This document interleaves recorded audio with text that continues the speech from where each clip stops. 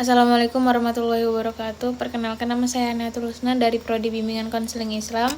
Di sini saya akan menjelaskan materi saya yang bertema perkembangan sosial. Lalu di sini ada pengertiannya. Perkembangan sosial adalah sebuah proses interaksi yang dibangun oleh seseorang dengan orang lain.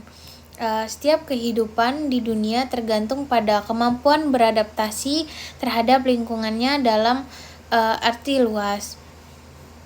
Akan tetapi, berbeda dengan kehidupan lainnya, manusia membina hubungan dengan lingkungan secara aktif.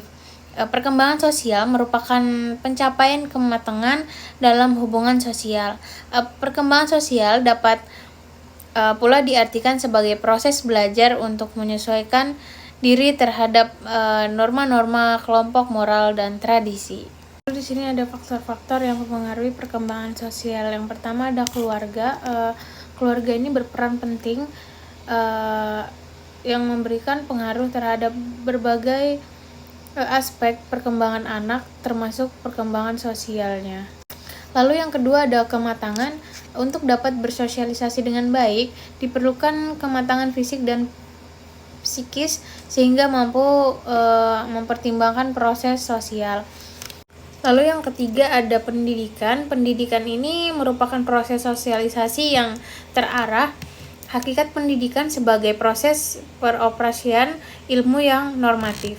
Anak memberikan warna kehidupan sosial anak di dalam masyarakat dan kehidupan mereka di masa yang akan datang.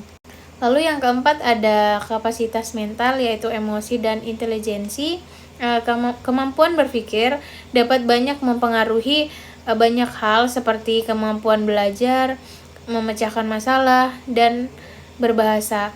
Perkembangan emosi berpengaruh sekali terhadap perkembangan sosial anak. Anak yang berkemampuan intelek tinggi akan berkemampuan berbahasa dengan baik. Lalu yang kelima ada status sosial. Ekonomi kehidupan sosial banyak dipengaruhi oleh kondisi sosial ekonomi keluarganya dalam masyarakat. Lalu perlakuan anak akan banyak memperhatikan kondisi normatif yang telah ditanamkan oleh keluarganya. Lalu ada indikator perkembangan sosial anak. Yang pertama ada bermain dengan teman sebaya.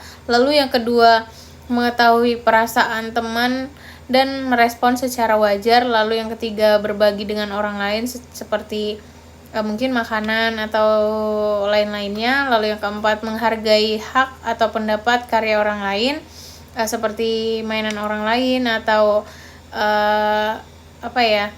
pendapat cerita orang lain. Lalu yang kelima menggunakan cara yang diterima secara sosial dalam menyelesaikan masalah atau menggunakan pikiran untuk menyelesaikan masalah. Mungkin yang dimaksud dari nomor 5 ini menyelesaikan masalah dengan pandangannya masing-masing. Lalu yang keenam bersikap kooperatif dengan teman. Lalu yang ketujuh menunjukkan sikap toleran. Lalu yang ke-8 mengekspresikan emosi yang sesuai dengan kondisinya seperti senang, sedih, antusias, dan sebagainya. Lalu yang ke-9 mengenal tata krama dan sopan santun sesuai dengan nilai sosial budaya setempat. Lalu ada tahap perkembangan sosial anak dibagi menjadi 5, yaitu masa kanak-kanak awal itu dari umur 0 sampai 3 tahun subjektif. Lalu yang kedua masa krisi dari umur 3 sampai 4 tahun. Third alter, yang ketiga masa kanak-kanak akhir umur 4 sampai 6 tahun subjektif menuju objektif. Lalu yang keempat masa kritis 2 dari umur 12 sampai 13 tahun prapuber. Lalu yang kelima masa anak sekolah itu dari umur 6 tahun sampai 12 tahun, itu objektif. Sekian presentasi dari saya. Wassalamualaikum warahmatullahi wabarakatuh.